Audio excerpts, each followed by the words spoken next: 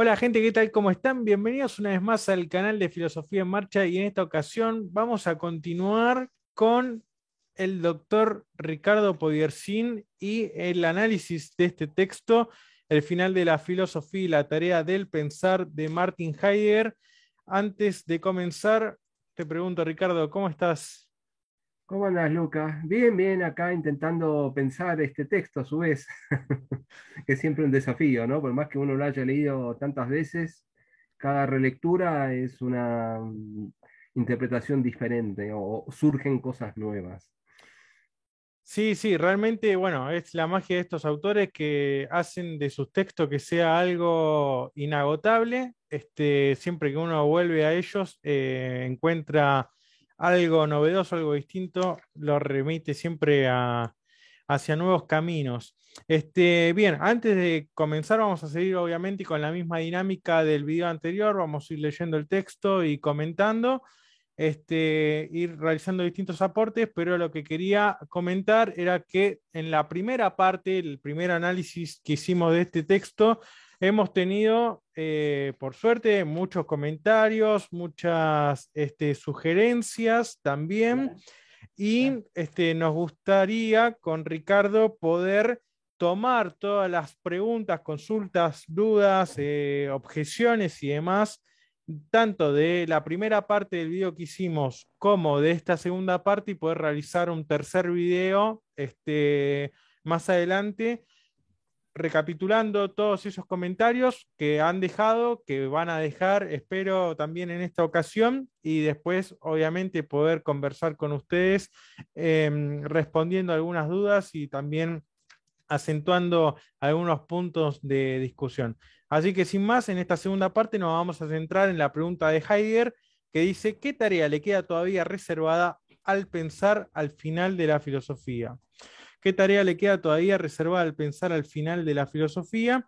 Y comienza esta parte con otra de las preguntas, ¿no? Que dice, de entrada, la idea de una semejante tarea del pensar resulta ya extraña. ¿Qué clase de pensar es ese que no puede ser ni metafísica ni ciencia? Pensando también que ya hemos atravesado una suerte de historia del olvido del ser que propone Heidegger, lo hemos comparado con la historia de un error de Nietzsche, hemos marcado también la distinción entre Sage y Dink, este asunto del pensar, que no es cosa. Hablamos también del tema de la diferencia entre ente, final, el tema del Vollendung como acabamiento, esto también fue uno de los puntos que nos han comentado. Y después habíamos terminado con el tema de la cibernética y de la técnica al pensar calculador. Así que ahora sí nos queda ¿qué clase de pensar es ese que no puede ser ni metafísica ni ciencia? Te cedo la palabra entonces, Ricardo. Bueno, bueno. No, antes que nada, se me ocurrió recién, ¿no? Una persona había puesto en Facebook hace unos días diciendo como medio irónicamente cuando se anunció este video, bueno, ¿qué voy a hacer ahora que hace años que estoy dedicándome a la filosofía, ¿no? Como que, y resulta que ha llegado a el final de la filosofía y ahora comienza otra cosa, ¿no? Bueno, básicamente hay que tener en consideración esto, la historia de la filosofía como historia de la metafísica, como ontoteología, si bien responde al olvido del ser, también es una destinación del ser. En ese sentido, reside la grandeza de la filosofía. A lo que voy yo, un poco quizás adelantándome a una posible pregunta, con esta respuesta que intento dar, es que, digamos, no hay otra cosa que la historia de la filosofía. O sea, es grandiosa la historia de la filosofía y del olvido del ser y por lo tanto esta destinación, ¿no? Este envío del ser. Entonces no se trata de sacarse la filosofía de encima como uno se saca un vestido o una campera vieja, ¿no? Que no le sirve más y se pone otra cosa y la cambia por otra cuestión. No, por el contrario, acá de lo que se trata es de recorrer los textos indefinidamente a fin de encontrar esta riqueza de la historia de la filosofía como olvido del ser. Por lo tanto, no hemos de dejar de leer ni a Platón, ni a Aristóteles, ni a Santo Tomás, ni a, qué sé yo, San Agustín, ni a Descartes, ni a Kant, ni a nadie. de estos tremendos autores, sino por el contrario, lo que sí hay que hacer es quizás leerlos ya desde otro lugar, ¿no? Leerlos ya desde nuestro mundo, como dijimos la vez pasada, tecnologizado, globalizado, y que requiere otro reto para el pensamiento o para, incluso para la filosofía ya meditada desde un sentido más amplio, ¿no? O sea, desde un pensamiento filosófico no metafísico y no ontoteológico. Yo creo que es a eso a lo que se refiere Heidegger, ¿no? Eh, digo esto como para que la gente no crea que Heidegger no le interesa la historia de la filosofía, por el contrario, la historia de la filosofía es lo más grandioso que hay, digamos, por decirlo de alguna manera. Entonces, esto implica un constante retorno a estos autores y a otros autores también, con el fin de aprender a meditar este recorrido y, digamos, sí, y a su vez ocultamiento del ser. Dicho esto, bueno, ya Heidegger en esta segunda parte del texto, yo voy a leer algunas cosas a fin de no hacer esto demasiado extenso. Vos ya leíste algo. Eh, Él dice, por ejemplo, acá, el pensar tiene que aprender primero a conocer lo que le queda reservado y entregarse a ello. En ese aprendizaje se prepara su propio cambio. Se piensa con ello en la posibilidad de que la civilización universal, que ahora comienza, supera algún día el cuño científico, técnico e industrial, única medida para la instancia del hombre en el mundo, que lo supere, por supuesto, no a partir de o por sí mismo, sino de la disponibilidad del hombre para una determinación que se le escuche o no, habla constantemente en el destino aún incierto del hombre. Ya acá está él esbozando algo que vamos a hablar también al final, una especie de aprendizaje o educación del pensar, en esta, lo que él llama civilización universal, que tranquilamente ya podemos hablar de la globalización, que está bajo el mandato, bajo el imperativo, por decirlo de algún modo, de, de esta dinámica tecnocrática, por decirlo de alguna manera, o tecnocientífica, ¿no? Que tiene que ver con esto que Heidegger llama con la esencia de la técnica en tanto Gestell o imposición como última figura de la metafísica y como última figura del olvido del ser.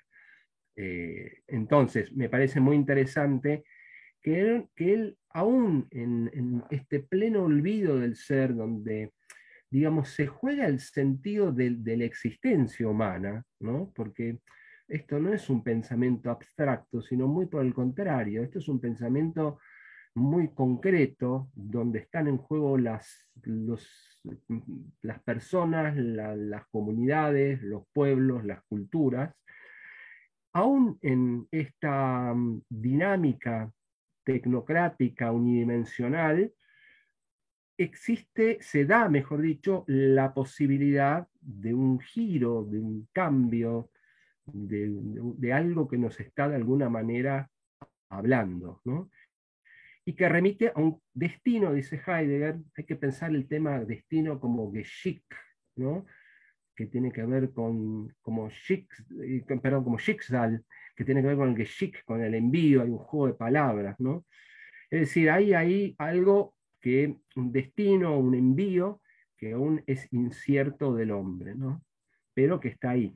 Yo me acordaba de esto por esta posibilidad de salida o de salto de la época actual, de este olvido del ser, de esta tecnocracia, este pensar unidimensional, de este desierto que crece, podemos ponerle muchos nombres.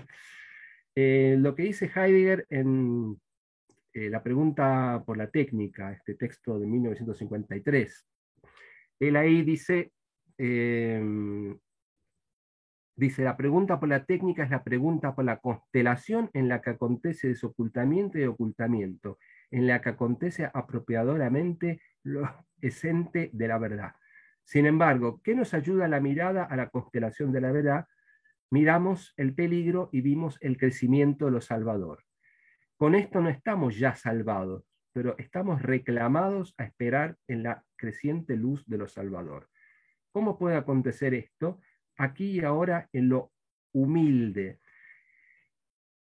de tal manera que cuidemos lo salvador en su crecimiento. Esto implica que mantengamos ante la vista el peligro más extremado.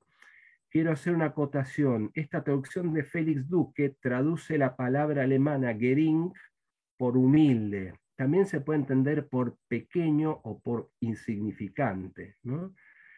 Es decir, lo salvador, que vendría a ser aquello que, digamos, le otorgaría una genuina esencia, que no tiene nada que ver con la esencia metafísica, a las cosas, ¿no? Donde las cosas podrían cosear, donde el hombre podría adquirir su plena humanidad o al menos reconocerse como pastor del ser, ¿no? Esto mismo ya acontece de alguna manera aún en esta plena gesta de la tecnociencia, ¿no? Aquí ahora en lo gering, en lo humilde, en lo pequeño, en lo insignificante. Esto a mí también me da bastante que pensar y lo relaciono con esta posibilidad o disponibilidad del hombre que leí antes para preparar este nuevo pensamiento. Eh, por eso él dice acá, el supuesto pensar preparatorio no quiere ni puede predecir ningún futuro, tan solo intenta indicarle al presente algo que desde hace tiempo y justamente en su comienzo fue dicho ya para la filosofía, aunque ésta no la pensara propiamente. Bueno, me parece interesante para dialogar esto. No sé qué pensás vos al respecto. Sí, estaba pensando y trayendo también un poco a colación algunas cuestiones que habían aparecido en la parte anterior. Este, este olvido del ser, cuando hablamos de historia de la filosofía como una historia de la metafísica y hablamos de olvido del ser, también marcamos y en un momento resaltaste esta idea de decir, no hay que pensar esta historia de la metafísica como historia de un error, en el sentido de que lo plantea Nietzsche, ¿no? Sí, Em, entonces es como que, bueno, en algún punto el olvido del ser, pregunto también, ¿no? Me pregunto, me interrogo, el olvido del ser está postulado por Heidegger o está marcado por la filosofía de Heidegger como algo inevitable en cada uno de los distintos momentos de la historia, por decir así, de la historia del pensamiento, de la historia de que hay ser humano que piensa el ser. Eh, y quizás esta etapa, ese olvido está vinculado por la técnica, pero no quiere decir o no querría decir que necesariamente la técnica, así como puede eh, de alguna manera profundizar ese olvido y llevarlo a un pozo cada vez más oscuro, también quizás con un uso diferente de la técnica, ese olvido del ser puede generar ese movimiento que él les puede hablar de aletheológico, de sacarlo a la luz y de recuperar una cierta relación con el ser. Es como con esto que hablamos, ¿no? De la recién de la educación del pensar y Heidegger que insiste tanto en el tema de decir, bueno, hay que aprender a mirar, hay que aprender a escuchar, ¿no? Habla del oír, de la escucha, esta también casi filosofía oriental, budista, ahí inmerso también en esto de, bueno, es como que lograr agudizar el oído tanto hasta escuchar de cómo, no sé, un vegetal, algo, está generando ese propio movimiento de la naturaleza misma, ¿no? Este, mm, que también, bueno, Nietzsche hablaba de esto, ¿no? Esta visión aguda del águila, la sabiduría de la serpiente, cómo ir remitiendo también a ciertas cuestiones más instintivas, más animales, todo, que hemos perdido por avance de la modernidad. Entonces, decir, bueno, es mi pregunta, mi duda va por el lado de este olvido del ser, que en la época nuestra y ya de estos pensadores está relacionado con la técnica. El olvido es inevitable y lo que estaría planteando Heidegger sería, bueno, un modo distinto de relacionarse con la técnica, aunque inevitablemente haya olvido del ser, o cierta, no sé cómo pensarlo, como cualitativo en esa relación de técnica, olvido del ser y presencia del ser. Em, pero como que, bueno, ese olvido en eso inevitable en algún punto también tendría que ver con ese nihilismo, como decir, bueno, el nihilismo es una etapa necesaria, hay que Sí, atravesar ese desierto, ¿no? Entonces, bueno, pero sí. en el proceso mismo de la evolución o superación de ese espíritu, con eso que usa Nietzsche y Überwindung, que no es en el sentido hegeliano, obviamente, dice, bueno, es como, bueno, ese olvido del ser es una etapa necesaria también.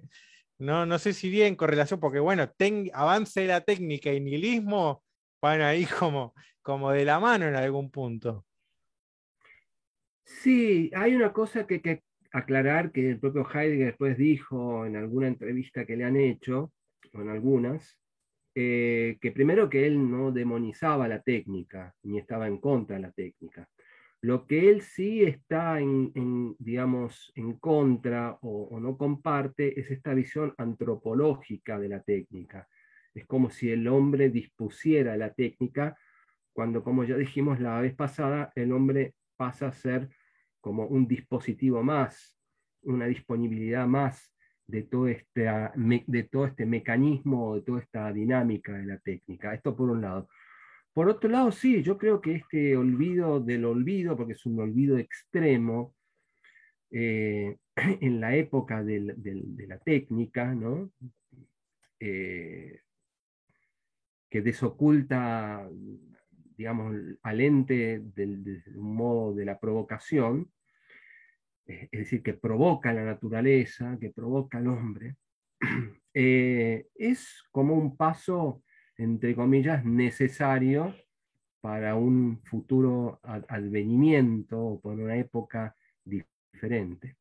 Acá también hay que ser cuidadoso porque hay que ver qué se entiende por una posible época diferente. No hay que pensarlo como algo, como una vuelta o un paraíso o algo por el estilo. Yo creo que lo que Heidi está diciendo es que es posible cambiar la relación o el vínculo con las cosas, digamos, tanto con la naturaleza, con los otros hombres, incluso con las divinidades mismas, ¿no? O con Dios mismo. Es decir, Pero no, no, ciertamente, ahí habría que tener cuidado también en esto, ¿no? De no caer en una lectura romántica de Heidegger, ¿no?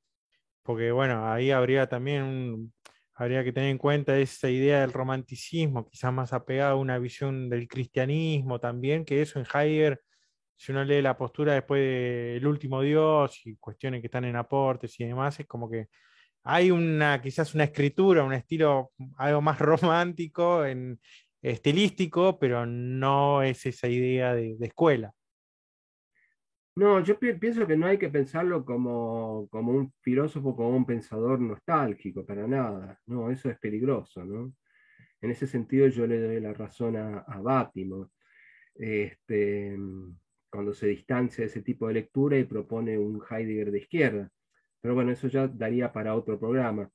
A lo que voy es que la historia de la filosofía, y repito esto, como historia del olvido del ser, es la misma, es el mismo envío, es la misma destinación del ser.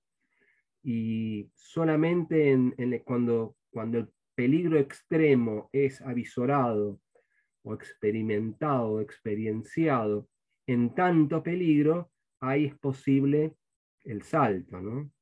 Cuando Heidegger habla de lo salvador, no se está refiriendo a una salvación de índole religiosa, ni mesiánica, ni en principio, creo que hay una influencia del cristianismo en él, pero no se está refiriendo a eso, sino que se está refiriendo a, digamos, a que las cosas recuperen su propia esencia o puedan albergar su propia cosidad, ¿no? Eh, permitir a Dios ser Dios, por ejemplo, permitir al otro ser otro, ahí se abre todas unas perspectivas diferentes que será retomada por otros pensadores como Derrida, se me ocurre, ¿no? Ya desde otro pensamiento, de otra vuelta de tuerca.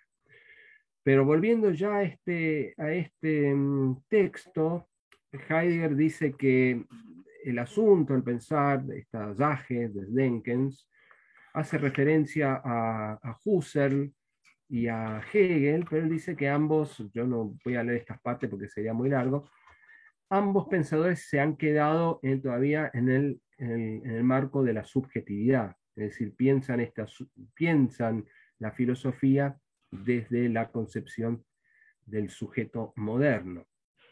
Y después, esto me parece muy interesante, me parece clave este texto, y es uno de los conceptos para mí fundamentales en Heidegger, aparece la temática de la Lichtung, el claro, ¿no? Y él dice acá en la página 85 de este texto, que yo tengo, que es la editorial Tecnos, llamamos a esa puerta que hace que algo aparezca y se muestre, die Lichtung, ¿no? Claro. Dice el sustantivo Lichtung, remite el verbo lichten. El adjetivo Licht es la misma palabra que Leicht. Etwas lichten significa aligerar, liberar, abrir algo, como por ejemplo despejar el bosque de árboles en su lugar, el espacio libre que resulta la Lichtung. Acá hay un juego de palabras, como siempre, Heidegger, entre Lichtung, Licht, entre claro, luz, iluminar, lichten, ¿no? Leicht, alivianar Sí, lo o liviano liberar, también. ¿sí? Algo liviano, ¿no? Ahí hay un juego de palabras muy, muy interesante con el cual Heidegger constantemente insiste y juega, precisamente no por un afán, digamos, de ser un tipo extravagante, sino para liberarse todavía de conceptos metafísicos, ¿no? Que dicho sea de paso, esta metafísica en la cual estamos condicionados, o sea, no podemos saltar así de un día para otro, ¿no? Eh, bueno, él dice, la luz puede caer sobre la Lichtung, que esté claro, en su parte abierta, dejando que jueguen en ella lo claro con lo oscuro. Pero la luz nunca crea la Lichtung, sino que la presupone. Es decir, eh, la luz, por ejemplo, la idea de sol, esta metáfora del sol en Platón, ¿no? Como simbolizando el bien, solo es posible si hay un claro previo. Eso es lo que está diciendo Heidegger. Y este claro, al igual que el olvido del ser, esta Lichtung, esta apertura, nunca ha sido pensada en la historia de la filosofía, porque obviamente también se ha ocultado y se ha confundido la Lichtung con el claro, con diferentes versiones de la verdad. Así que me parece que el tema de la Lichtung es fundamental. No sé si vos me querés acotar algo.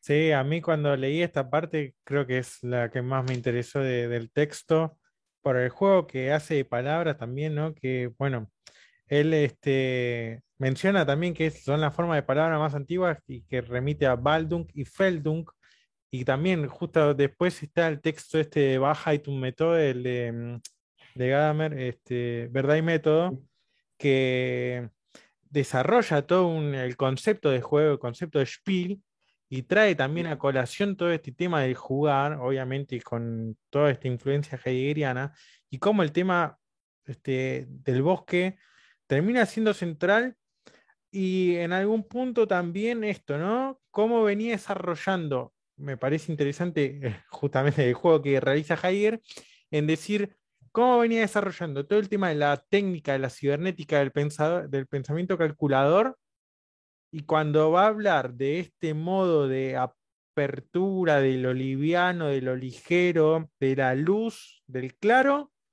entra el bosque, ¿no? Ahí, una Sí, contraposición entre naturaleza y técnica también. sí, sí, hay mucha metáfora.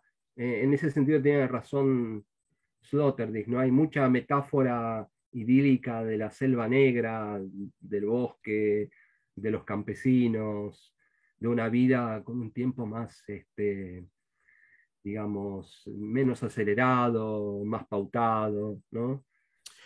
como otro tipo de temporalidad. Hay metáforas constantemente en Heidegger de eso. El Eso, camino, Herdwell, ¿no? el, y cuando Gadamer retoma todas estas cuestiones del tema del juego, también hacen una relación entre Heidegger y el texto de Huizinga, este Homo Ludens, y Mm, cómo el bosque mismo tiene ese movimiento de ese jugar y cómo se va desarrollando, y sí, aquel que se adentra a caminar en el bosque, cómo de alguna manera es sujeto de juego o objeto de juego de todo ese contorno que lo va sí, rodeando, ¿no? Esto de perderse, y que de hecho también, bueno, vale resaltar que es una actividad alemana por excelencia, por decir así, eso esto de adentrarse a caminar en el bosque o salir a caminar el Wanderer, ¿no? También estas sí, sí, figuras sí, sí.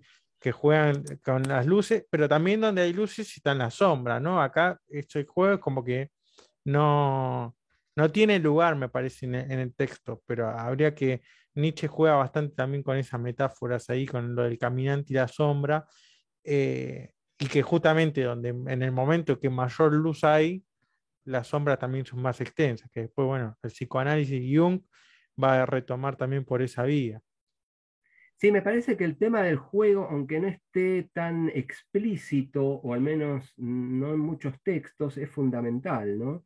Habría que pensar este pensar preparatorio y esta Lichtung, claro, como vos dijiste, perderse en el bosque, ¿no? Desde el juego, y el juego también como algo que tiene que ver con la improvisación y el azar, ¿no? El que juega no puede pautar de antemano un camino o algo desde el punto de vista de la determinación a la necesidad.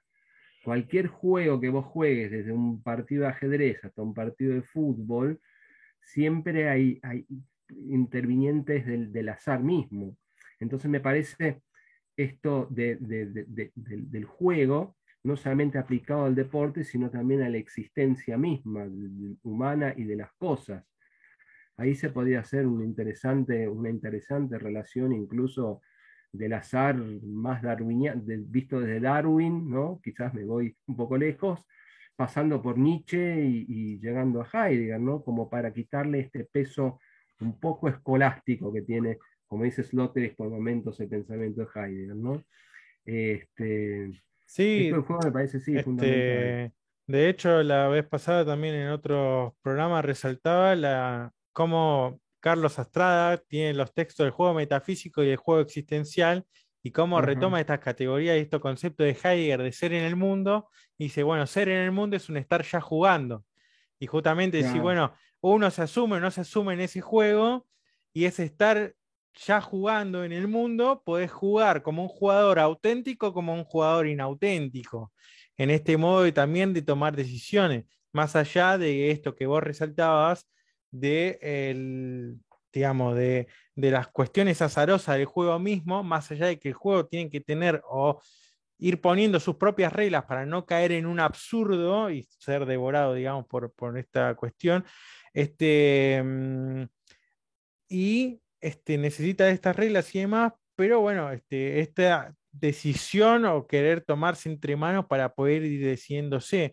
En algún punto sería también decir, bueno, me tomo entre manos para no terminar devorado por la técnica, o por esta vorágine del pensamiento calculador, que en todo caso, si no se arregla y no se limitan esos campos de juego del espacio o el ámbito para la técnica y el ámbito o el espacio para el caminar en el bosque, por decirlo de alguna manera, y tratar de generar una relación armoniosa, la una puede obviamente devorar lo otro, arrasar con ese bosque, terminar con ese desierto, este, si no se pone, digamos, una cierta, algo arreglado en ese sentido, y, y me parece interesante cómo, bueno, incluso de acá, que después también Astrada influye en Kush y demás, y cómo sigue todas estas categorías de pensar el Spiel, el juego,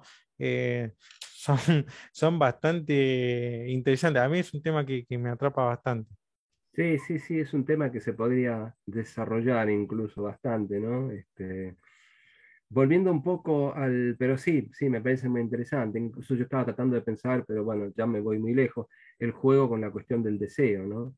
Y como Ortega dice que pese a que estamos en un mundo técnico, que supuestamente las necesidades deberían estar cubiertas en Meditación sobre la técnica, dice, sin embargo, hay una crisis de los deseos, ¿no? O sea, del deseo mismo, una crisis del deseo, ¿no? Eh, Quizás esto del juego y esto de la apertura y esto del light, esto del lo liviano, tenga que ver precisamente con el deseo y con el jugar, ¿no?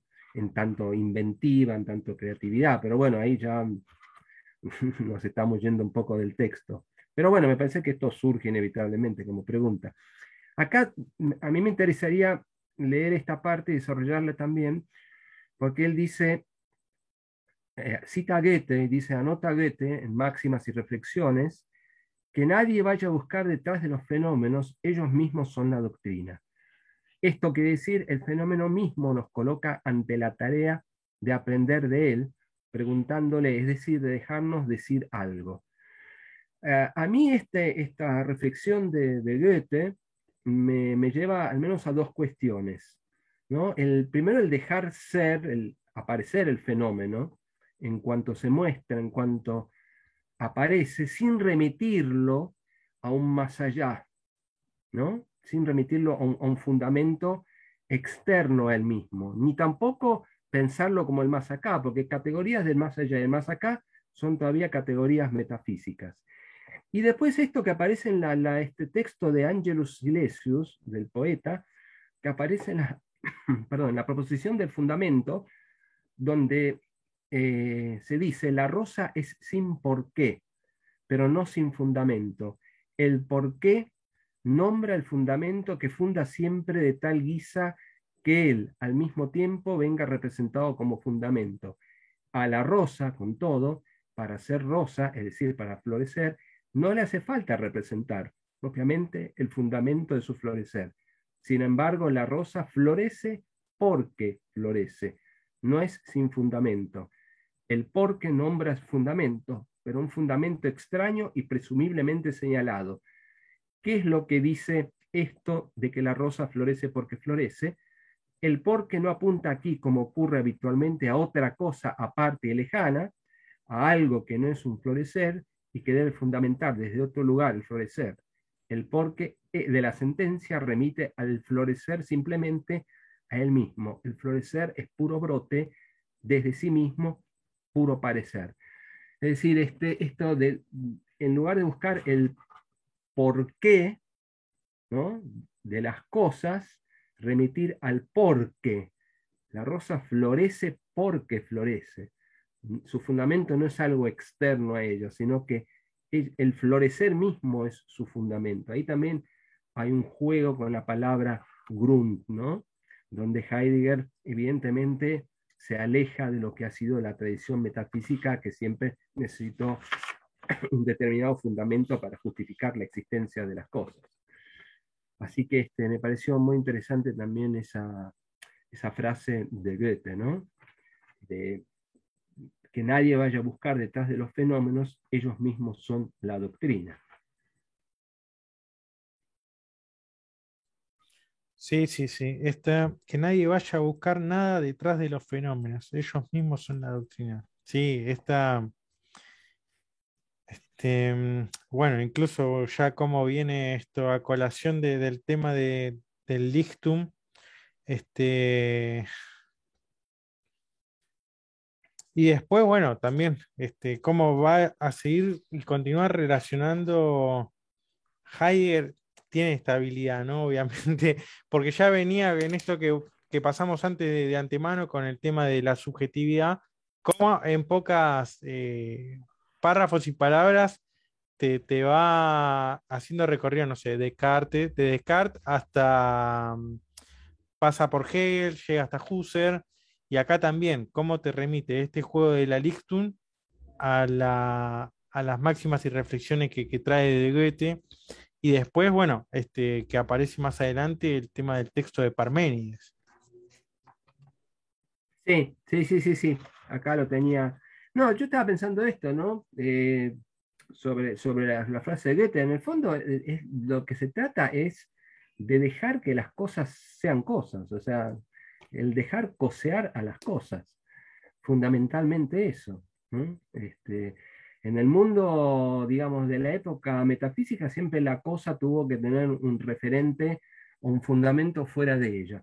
Y en el mundo técnico, ya en la modernidad, la cosa pasa a ser objeto de un sujeto, ¿no? Res cogitans, res extensa. La cosa es, o las cosas, mejor dicho, son reducidas a mera extensión.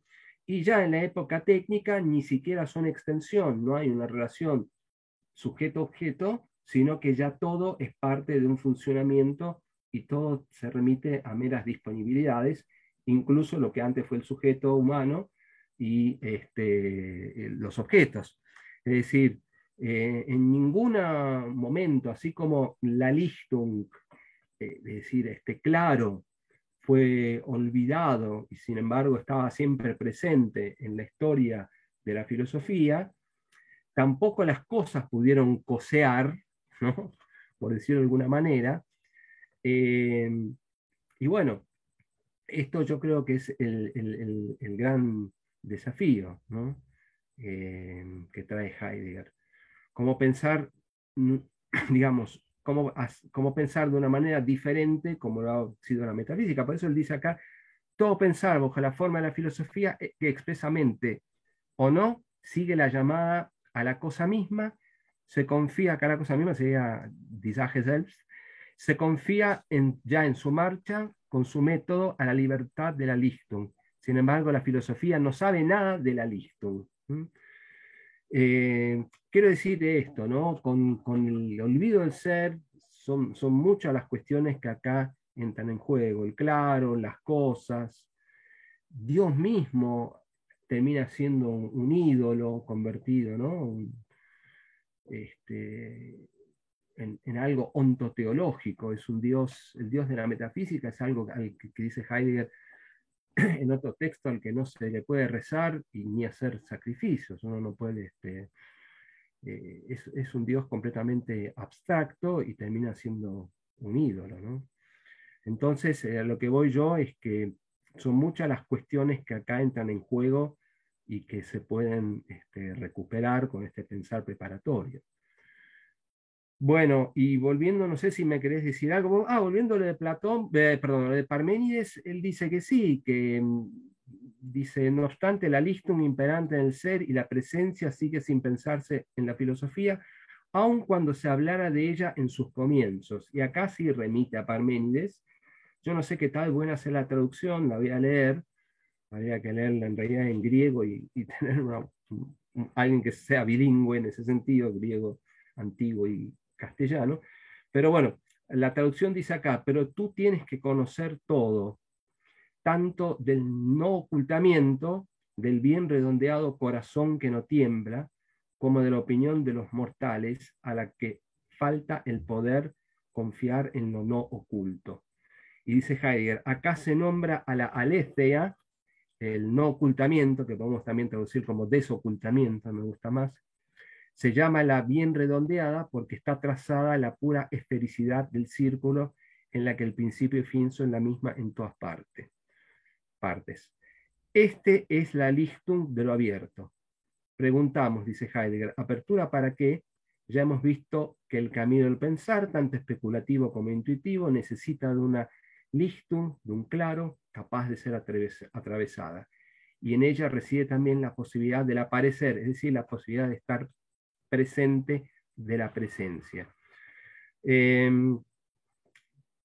yo creo que lo que Heidegger está diciendo acá, ya lo dijo en relación al ser, que de alguna manera esta diferencia entre ser y ente fue atisbada por algunos pensadores presocráticos, por ejemplo, Heráclito, Anaximandro, Parménides, son los que él suele citar, pero bueno, inmediatamente esa diferencia es dejada de lado y empieza el imperar, digamos, del pensamiento platónico, ¿no? Y esto dura durante en diferentes formas, durante toda la historia de la filosofía. Em, ¿Habría dicho una suerte de idealización también de los pensadores presocráticos? Pienso porque leyendo hace unos meses el tema de Nietzsche sobre la tragedia y demás, dice, bueno, pero con respecto de los trágicos, lo único que nos queda es el texto y perdimos lo más importante que es la música, ¿no? ah, Dice, entonces intentamos reconstruir todo ese mundo helénico, todo ese auge y esa época gloriosa, y como terminamos cayendo en una, y utiliza el prefijo iba, ¿no? Como en una sobre-helenización de lo helénico. Dice, mm, no, como que cada intérprete le aparece en esta imaginación suya, y como un afán, algo inconsciente que se va generando y se va movilizando. Es decir, a la hora de hablar de presocráticos y del mundo helénico, como que caemos justo en la trampa de idealizarlo más allá de lo que quizás fueron. Y esto que dice, bueno, en alguna parte también se debe a la pérdida de material y acceso que nosotros, con el que nosotros contamos para poder recuperar qué es lo que pensaron. Y, sí. me sonaba también interesante en el sentido, bueno, acá hablamos de Parménides y también Heidegger tiene sus textos sobre Heráclito y demás que están más que recomendables también, pero bueno, Nietzsche también, en su trabajo de filólogo, se ha abocado también en demasía con estos pensadores. Sí, hay como lo que pasa que esos pensadores estuvieron mucho tiempo. Primero que hay dos cuestiones para mí. Primero porque resultan enigmáticos porque lo que queda de ellos son fragmentos, ¿no? Que tienen que ser reconstruidos hermenéuticamente y esto le da como un carisma de misterio. Y por otro lado, estos pensadores fueron subsumidos, fueron monopolizados en la historia de la filosofía, digamos, ya en la enseñanza, en la pedagogía, desde el pensamiento de Aristóteles. Entonces, a los primeros pensadores, a estos presocráticos, fíjate que ya el término presocrático nos indica que son previos a Sócrates, ya estamos haciendo ahí una jerarquización, se los lee como también los primeros físicos, ¿no? Como si en realidad Tales de Mileto, al que Heidegger no nombra tanto, pero se puede citar, como si Tales de Mileto hubiese dicho que el principio de todas las cosas es el agua, entendiendo el agua por H2O, o sea, como si no le hubiese dado la cabeza, cuando él en realidad lo que está hablando es de que el principio de las cosas, de todas las cosas, el arjé, es la liquidez. Hay que pensarlo desde ese lugar. No hay que pensarlo que el principio era el aire, como lo entendemos nosotros, o el agua, o el fuego, etcétera. Sino que hay que pensar esto como, digamos, ya fuera del contexto de la monopolización aristotélica y también desde un lado más bien fragmentario que queda de ellos y que de alguna manera, insisto en esto, los vuelve enigmáticos. Me parece que en ese sentido Heidegger intenta romper ese monopolio de la metafísica aristotélica. Es decir, no hay que verlos como tipos que pensaron menos un Heráclito, no pensó menos que un Platón, digamos, pensó diferente y de lo que se sabe de él es muy poco. Digamos, me parece que es lo que intenta decir Heidegger. De todas maneras, él en qué significa pensar, no me acuerdo en qué capítulo, en qué parte, él dice, bueno, que no se trata de ninguna manera de un retorno a los presocráticos, sino simplemente ahí se trata todavía de un pensar donde este alejamiento entre esta entificación del ser todavía no estaba en su marcha del todo desatada, ¿no?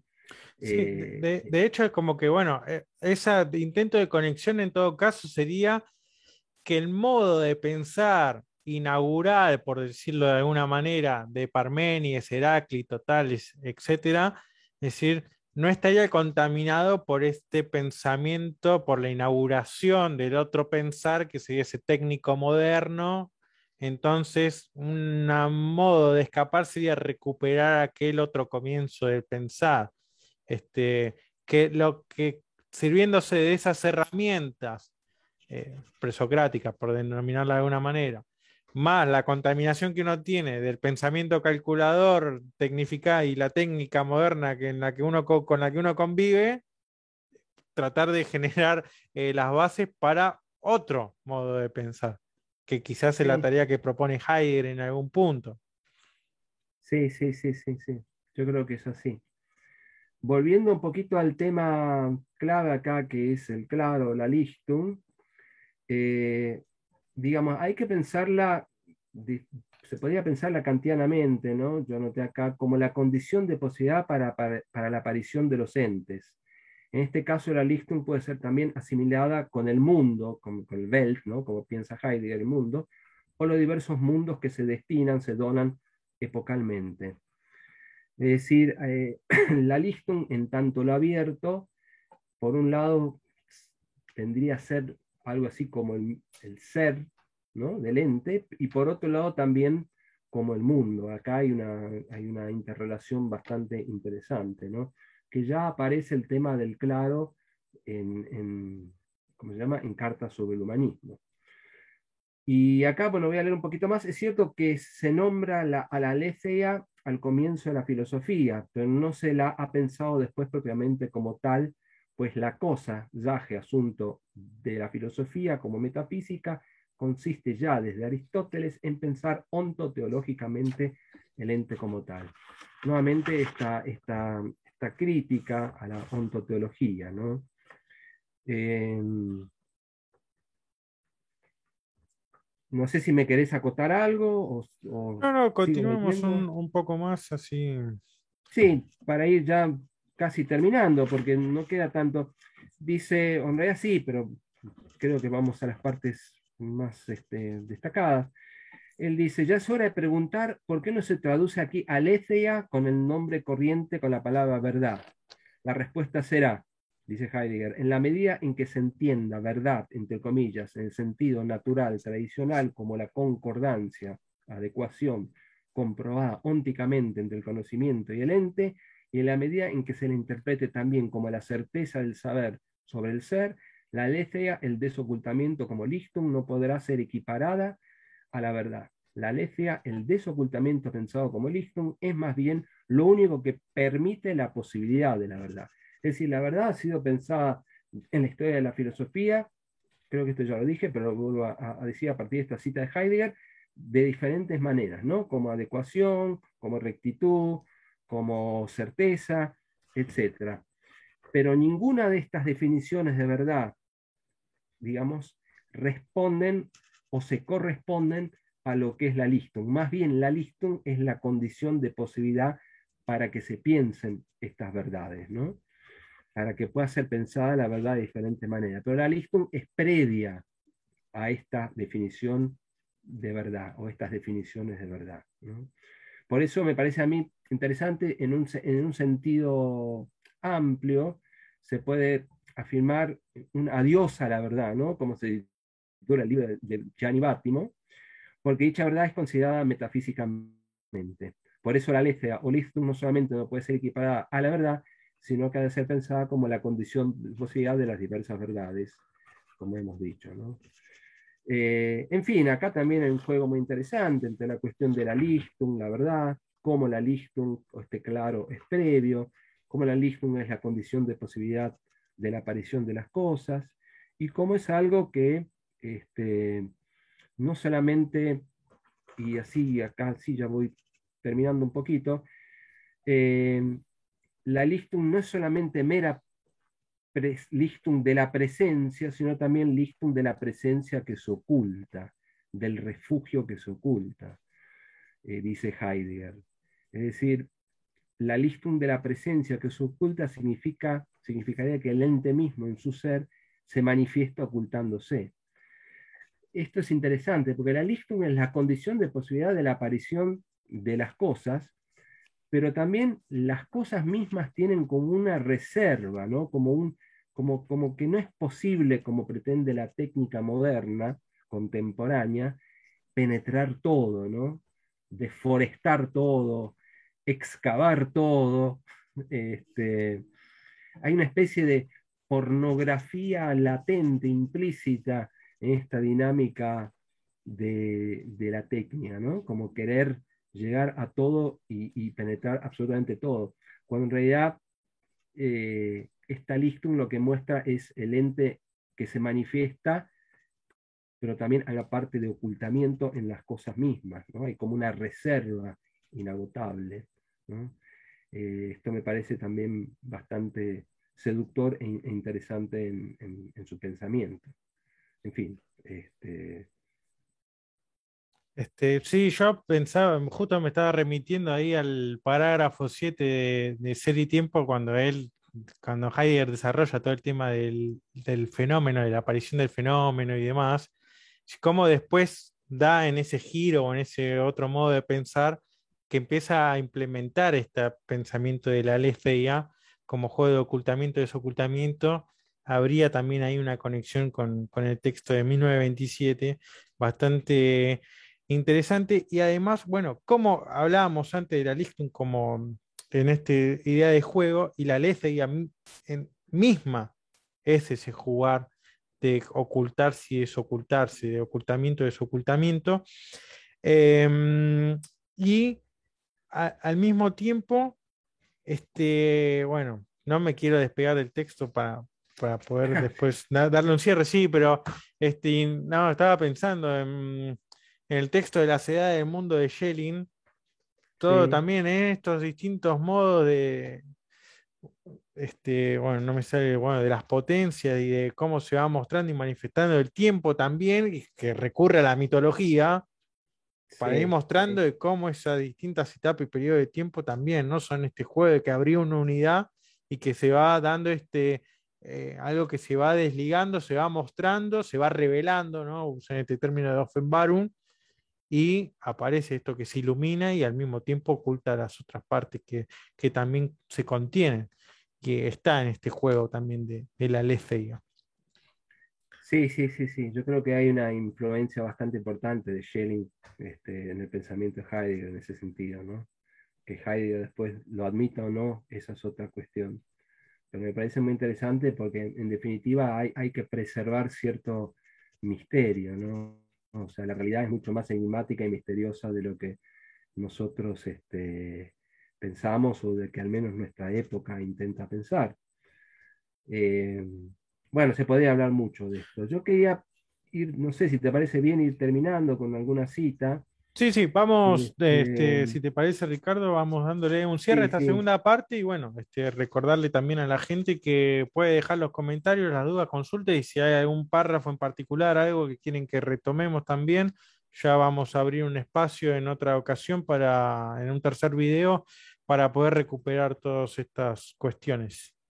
sí, quería terminar leyendo esto. Dice, la efectividad prueba la exactitud de la racionalización científico-técnica, pero se agota en lo demostrable la apertura de lo que es. La insistencia en lo demostrable no cierra el camino hacia lo que es. De alguna manera está diciendo el pensar racionalista tecnocientífico cierra el camino hacia lo que es la racionalidad tecnocrática, se, digamos, despliega en una dimensión unívoca o unidimensional. Y para terminar, dice acá, tal vez hay un pensar más sencillo que el imparable desencadenamiento de la racionalización y el arrastrar tras de sí de la cibernética. Tal vez hay un pensar fuera de la distinción entre racional e irracional, más sencillo todavía que la técnica científica, más sencillo y por eso aparte sin efectividad y sin embargo con una necesidad propia. Al preguntar por la tarea de ese pensar, no solo queda involucrado en la pregunta ese mismo pensar, sino también pregunta que cuestiona por él. Frente a toda la tradición de la filosofía, esto significa, todos nosotros tenemos aún necesidad de una educación en el pensar, y antes de esto, de saber qué significa tener o no educación en materia de pensamiento. A este respecto, Aristóteles nos insinúa en el libro 4 de su Metafísica. Es, en efecto, falta de educación, no saber con respecto a qué es necesario buscar una prueba y con respecto a qué no lo es. Bueno,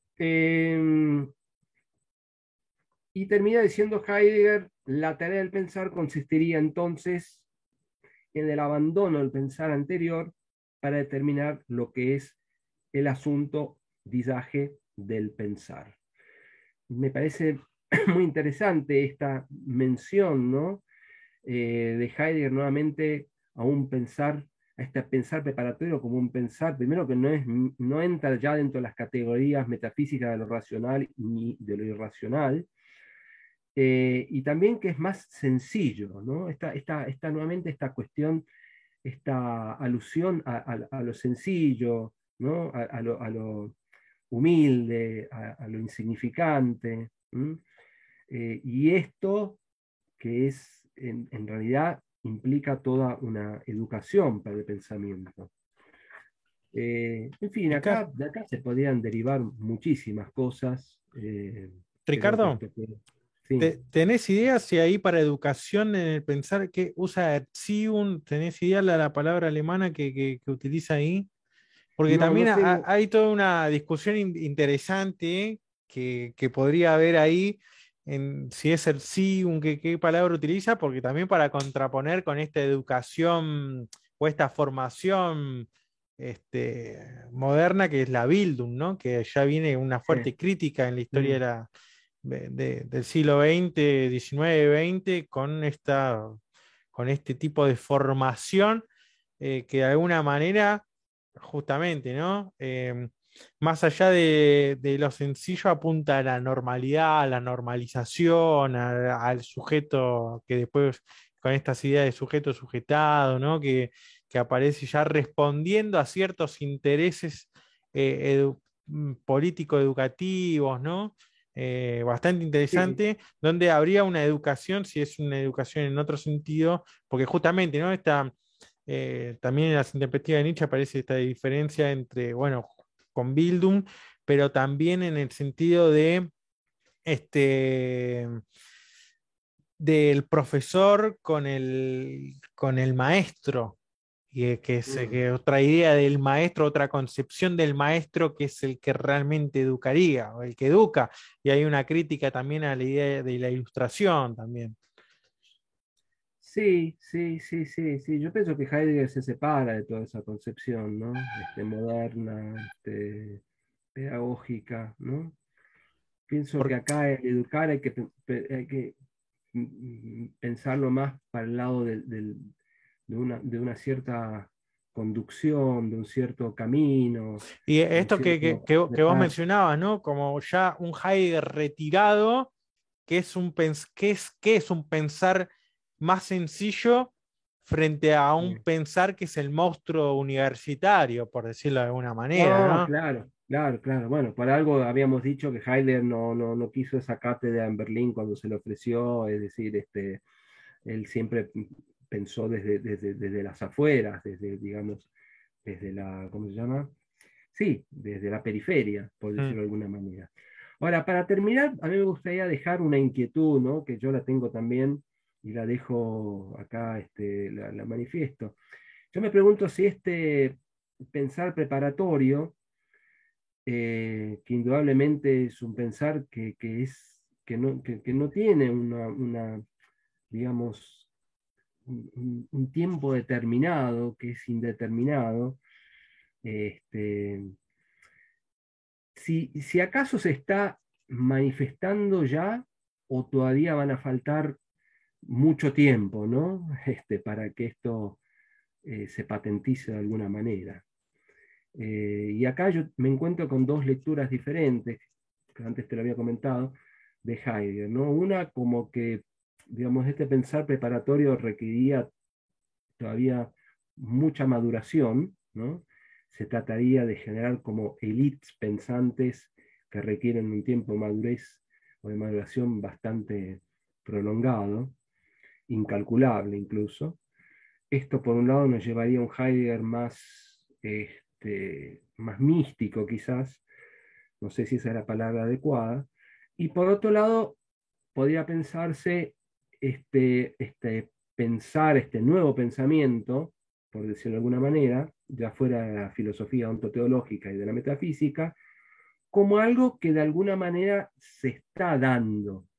Me refiero a este texto que aparece sí, en Identidad y Diferencia, cuando Heidegger dice que en lo Gestell, que en la imposición de la técnica, ya relampaguea el evento, el Ereignis, ¿no? El acontecimiento apropiador, para traducir la palabra Ereignis. Ahí tendríamos, en esa segunda lectura, toma mucho el pensamiento o la filosofía de Bátima, ¿no? Si la segunda lectura es posible, habría que ver si en estas sensibilidades que están surgiendo, pienso, no sé, digo, más allá de las críticas que se le puedan hacer, esta reivindicación de cierto feminismo inteligente o la reivindicación de los derechos de los animales o la sensibilidad hacia el otro no occidental, etcétera, ¿no? Aunque ahí ya estaríamos más en la línea de Derrida, tienen que ver con este pensar preparatorio o no, ¿no? Un poco, digo, esto que está aconteciendo actualmente en el mundo, esta crisis de las ideologías, este neoconservadorismo que intenta constantemente traernos una idea de la familia, una idea de la nación, una idea del deber ser, etcétera, ¿no? Como si todo tiempo pasado fuese mejor, en el fondo es una reacción contra estas gestas que se están manifestando de diferentes maneras y que rompen un poco lo que ha sido el paradigma, al menos moderno. No sé si me explico con esto o no. Lo dejamos ahí como pregunta para que la gente Dale, después responda dale. si estamos inmersos ya en este pensar preparatorio o no. Sí, si este pensar preparatorio se está manifestando de alguna manera, o bien queda en la reserva de una élite que necesita todavía bastante tiempo de maduración, ¿no? Así que, bueno, nada más que agregar. Agradecerte de nuevo, Ricardo, por tu tiempo, por la dedicación, por compartirnos ahí tu lectura, tu interpretación.